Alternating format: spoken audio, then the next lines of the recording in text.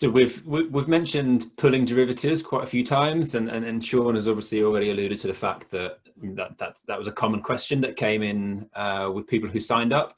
So I guess the big, or the elephant in the room is, do we need the whole lift? If we're not training people who are going to be competitive weightlifters for whatever reason, does the first pull and the catch really add a huge amount of extra benefit to the training process? Shai, do you want to start us off with this bit, mate? Yeah, I think I certainly think that second pull element is obviously been investigated quite heavily by Tim and Paul, but there's a purpose behind it. When you look at the temporal characteristics of force from the clean, even the snatch as well, from some of the older research, you can see why they've looked at derivatives within these areas, because the amount of impulse that's produced during this phase is phenomenal, right?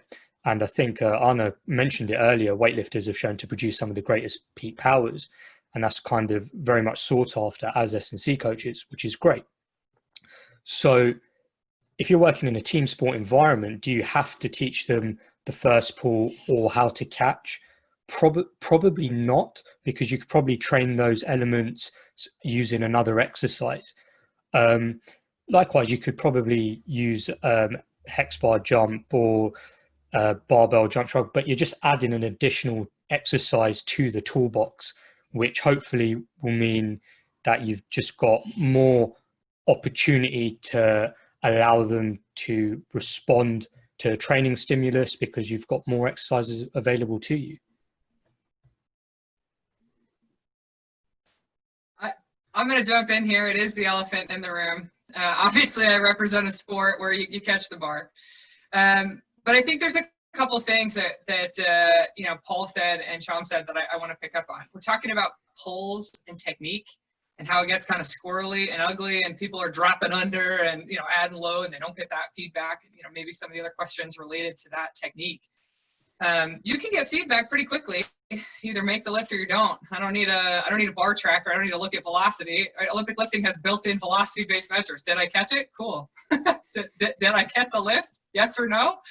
We're already there. We also need to look at time. One of the questions here is, you have a very limited amount of time. What sport coach has unlimited time in the weight room to train? If we're looking at a time-efficient movement, yeah, we could absolutely combine a pull and some other things and do different things.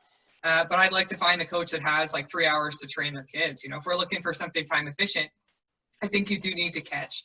I'll address the catch before the first pull, because I think you could pull off a blocks and still get a good benefit. I think the old saying goes, and it's not an issue in the UK, if your hand's in the dirt, you better go off the floor. But if you've got basketball players super tall and you start them off a low block, are you losing out? Well, you're limiting how much they could maybe accelerate, but maybe the risk reward just isn't there, or the time isn't there. Maybe the mobility isn't there. But I think we're too focused on triple extension. I think there's too much on power development and triple extension, and that being the main sort of interest in the lift. That is a part of it. But like we talked about before, there's also triple flexion. There's that eccentric braking. And when we think about sport, we have to look at fast eccentric braking, decelerating from high velocities, as being critical for change of direction, right? And critical for reducing the risk of injury. So you look at like slow eccentrics, or yes, okay, we're landing from a jump or whatever, but it doesn't happen. That transition from pulling to catching is so fast, it's so rapid. There's such a great transfer there. So yeah, there's other exercises you could do in eccentrics and build up the posterior chain. You look at that. I also want to highlight, there's some folks that work with like volleyball, for example, or tennis, different sports. What is one of the things they have to do? Their shoulders, pitchers, we're moving through really, really fast movement velocities.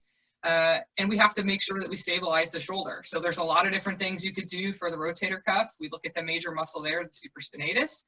Okay, when do we see the greatest activation of that in an Olympic lift? Turnover and catch. Turnover and catch. So again, it's super time efficient. If we do the full movement, if we go ahead and catch it, we're teaching the athlete about dynamic stability. We're putting them in a position that they're going to be in sport in absorbing of a load, right?